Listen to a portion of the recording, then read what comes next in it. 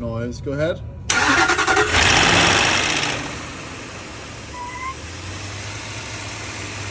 Now, I couldn't recommend a car like this with a clear conscience to a non-car person who is not paying attention and not going to do some of their own work and not going to mess with it themselves.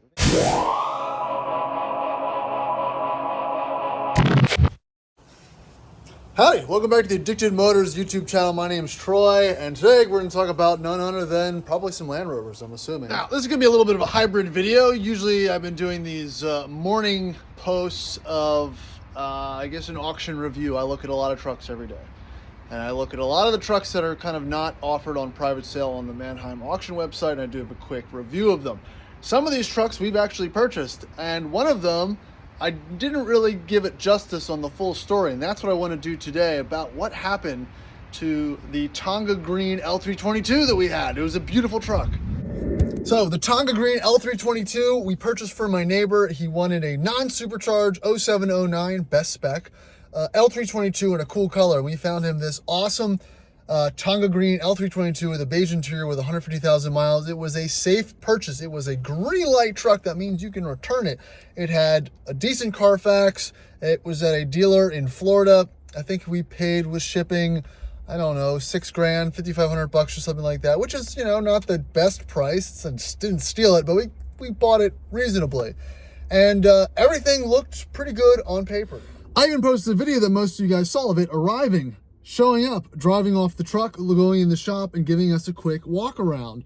And everything at that point in time seemed legitimate. It seemed like, yes, it needed control arms, it needed a mass airflow sensor, and, you know, just normal old truck stuff that we'd already budgeted into his purchase. But playing Rover Roulette means sometimes you get burned. And so it took a few days to realize what we had missed. And what we had missed was something that was catastrophic to the longevity and the end game of this beautiful green Tonga Green L322, which in the comments everybody was jazzed about, and so are we.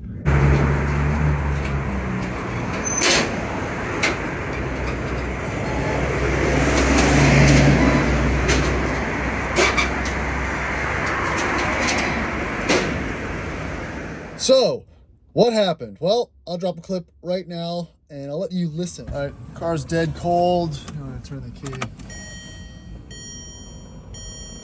Totally cold. Start up.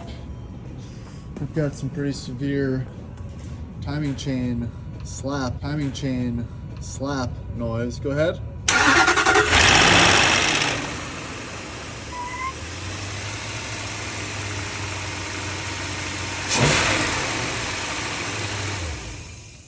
Hear that? Yeah, that's a noise. That's a noise we didn't hear when we drove it in. We were too distracted by the other things and problems it was having.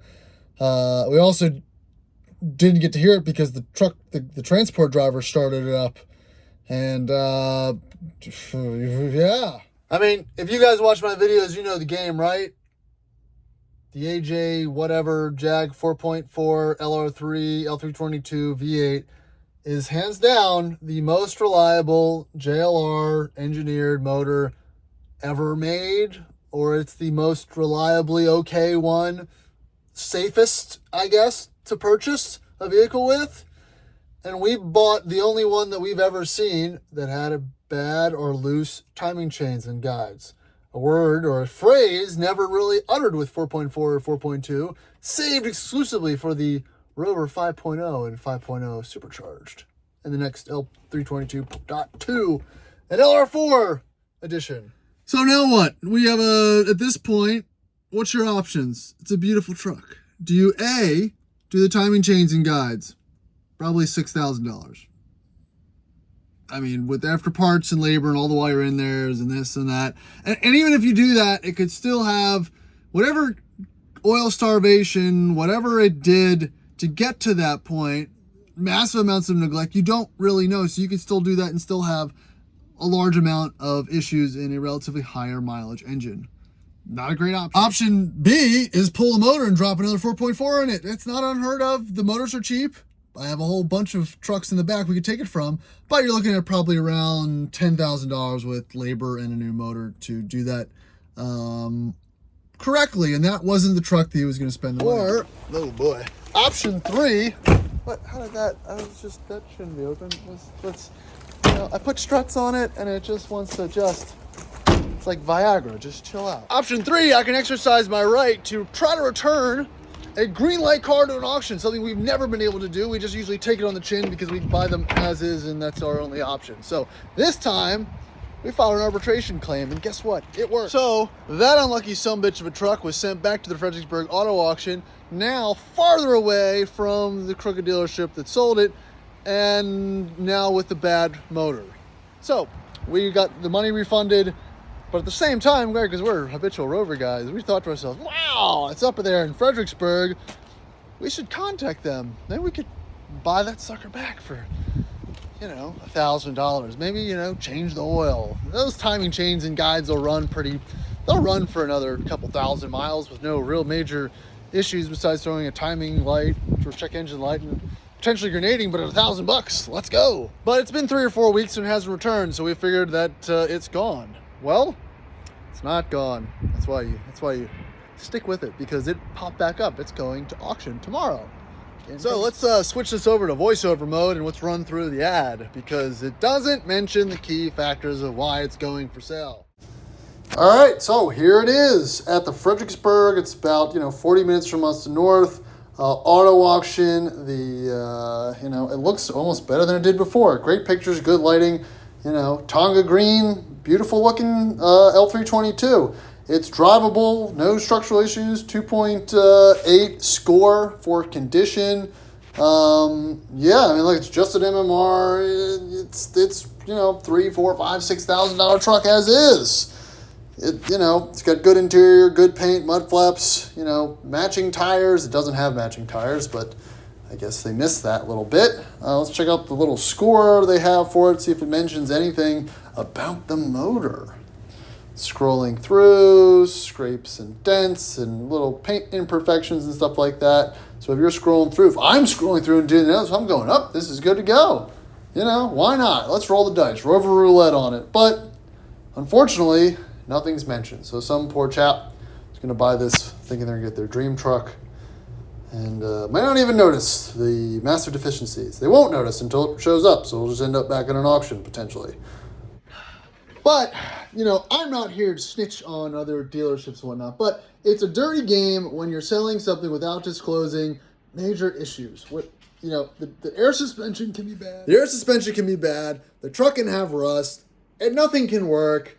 But if the engine has a bad head gasket or terrible timing chain slap, there's no running video, or the transmission doesn't work, then you're getting into that kind of shady area of complete dishonesty when it comes to a dealer auction vehicle. And that really begs the question, why do vehicles end up at auctions? Well, because they're totaled, and it's up to some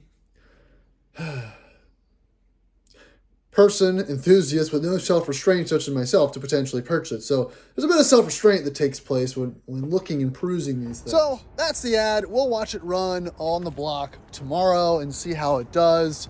I have a feeling that it might sell. I'm sure they've dropped their reserve price on it or whatnot. So again, it's not a loss for us. We're able to get out of it, but somebody else will get burned, I'm assuming. Or else if they just don't notice the issue, it'll go on another lot and just continue its life and get passed down through auctions and dealer networks until someone eventually just crushes it, which is probably where it's going to end up. Because it's not worth pulling that motor unless you really want a Tonga green one, which I do, so it's not out of the question. But all things don't have unhappy endings. The other green auction D1 has been sold. I posted it because I can't have 3 D1s at my house. This one is going to the Independent guys. Check out their YouTube channel, Independent Land Rover up in around the DC area, and they're going to hopefully find out the issue with the motor and embarrass me greatly, because I'm sure it's something small. And if not, they've got the tools, the capability, the know-how to completely rebuild it and make it into a great truck, because it has potential. Remember, rust-free, good, okay, not good paint, but it's green, and slick top, all those good disco things. I think it's definitely a viable candidate for a cool truck. The next one is the Jag. I have posted the Jag for sale. I watched the Lucky 27, just bought one of these. Again, it's gonna it's probably not going to sell soon because most people that are looking for these, they're either just looking for Jags or looking for the cheapest one. I feel like they don't know how to look for that. I know you can spend 10 grand on one and get one that's pretty, or you could spend half of that and potentially buy mine. I don't want to sell it, but I just have two. I can't own two supercharged vehicles and 6 discos and a turbocharged 7.3 liter diesel, and now I have a BMW that's got a turbo too, and then these rusty heaps, and then there's a Porsche. I mean, it's out of here. So just a quick update, day in the life. There's definitely more to come on a lot of these situations, but like I said, he is my friend that originally purchased that green L322, has since purchased that black supercharged. There's just so many Rover. He's happy. It all kind of worked out. At the end of the day, these are enthusiast purchases. We're not buying these things to haul our kids around for needed transportation. I have other vehicles for that. So it is kind of fun and games when it comes to the hobby.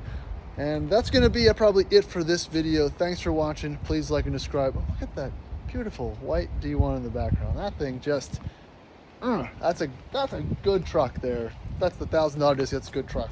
So catch you in the next video. Thanks. Go ahead.